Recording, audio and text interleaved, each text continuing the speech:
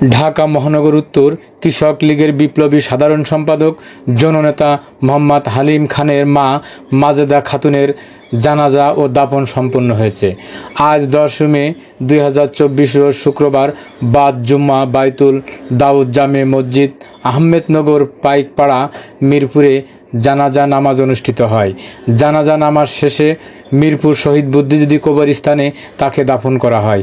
এ সময় উপস্থিত ছিলেন কেন্দ্রীয় যুবলীগের সাধারণ সম্পাদক মাইনুল হোসেন খান নিখিল এমপি, কেন্দ্রীয় কৃষক লীগের যুগ্ম সাধারণ সম্পাদক AK আজম খান, বিপ্লবী সাংগঠনিক সম্পাদক ঢাকাস্থ রাজবাড়ী জেলা সাংবাদিক সমিতির সভাপতি বিশিষ্ট ব্যবসায়ী সমাজসেবক জনাব নূরে আলম সিদ্দিকী হক, প্রচার ও প্রকাশনা বিষয়ক সম্পাদক নুরুল ইসলাম বাদশাহ সহ স্বাস্থ্য ও পরিবার কল্যাণ বিষয়ক সম্পাদক অ্যাডভোকেট জামাল হোসেন মুন্না, ঢাকা মহানগর উত্তর কৃষক লীগের সাংগঠনিক সম্পাদক মোহাম্মদ সালাউদ্দিন কাউসার, শেরেবাংলা নগর থানা কৃষক লীগের সভাপতি মোহাম্মদ কামাল পাশা, সাধারণ সম্পাদক আব্দুল সালাম জয়, আদাবর থানা কৃষক লীগের সাধারণ সম্পাদক মোহাম্মদ গরিব সিরাজ, মোহাম্মদপুর থানা কৃষক লীগের সভাপতি অ্যাডভোকেট মহিউদ্দিন আহমেদ, সাধারণ সম্পাদক মোহাম্মদ মুস্তাফিজুর রহমান সহ কেন্দ্রীয় কৃষক লীগ ও ঢাকা মহানগর উত্তর দক্ষিণ কৃষক লীগের নেতৃবৃন্দ। মোহাম্মদ হালিম খানের মা মাজেদা খাতুন আজ 10 মে 2024 রোজ শুক্রবার রাজধানী মিরপুর কিডনি ফাউন্ডেশন হাসপাতালে চিকিৎসাধীন অবস্থায় মারা যায়। মৃত্যুকালে তিনি 3 ছেলে ও 4 মেয়ে সহ অসংখ্য আত্মীয় স্বজন রেখে যান। বিস্তারিত দেখুন খাস খবর বাংলাদেশ ডেস্ক রিপোর্টে।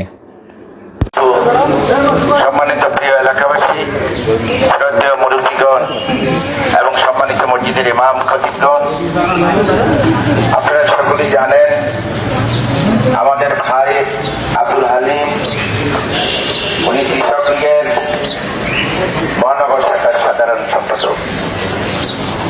ওনার সাথে আমাদের দীর্ঘদিনের হৃদ্যতা। ওনার মা আজকে আল্লাহ রাব্বুল আলামিনের ডাকে একদিন ছুটি এসেছিলেন, আবার আল্লাহ রাব্বুল আলামিনের ডাকি আজকে আবার পৃথিবীতে অন্ধকার কবর দেশের বাসিন্দা হতে চলছে। তো আমরা সবাই ওনার জন্য খাস করে আল্লাহ রাব্বুল আলামিনের দরবারে দোয়া করবো, আল্লাহ পাক যেন ওনার জীবনের গুনাহটা মাফ করে দিয়ে ব্যবস্থা নসিব করেন। ওনার জানাজার মধ্যে দিয়ে ওনাকে শেষ বিদায় জানাবো। উনি আর পৃথিবীতে কোনোদিনও ফিরে আসবে না। পরকালে কেমন আছে, কিভাবে আছে তাও জানার কোনো ক্ষমতা আমাদের নেই।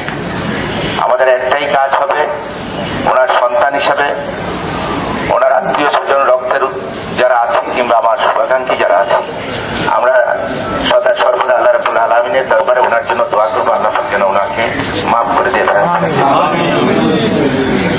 ওনার নামাজের জানাজার মধ্য দিয়ে আমরা একটা শিক্ষা পাচ্ছি যে আমরাও একদিন এরকম নামাজের জানাজার সম্মুখীন হতে হবে।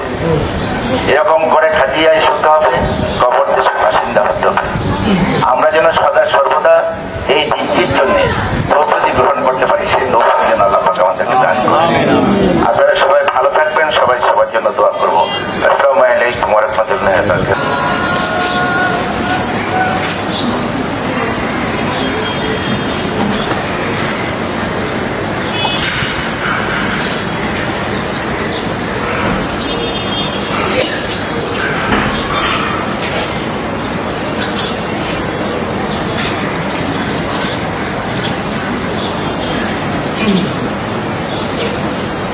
আল্লাহু আকবার।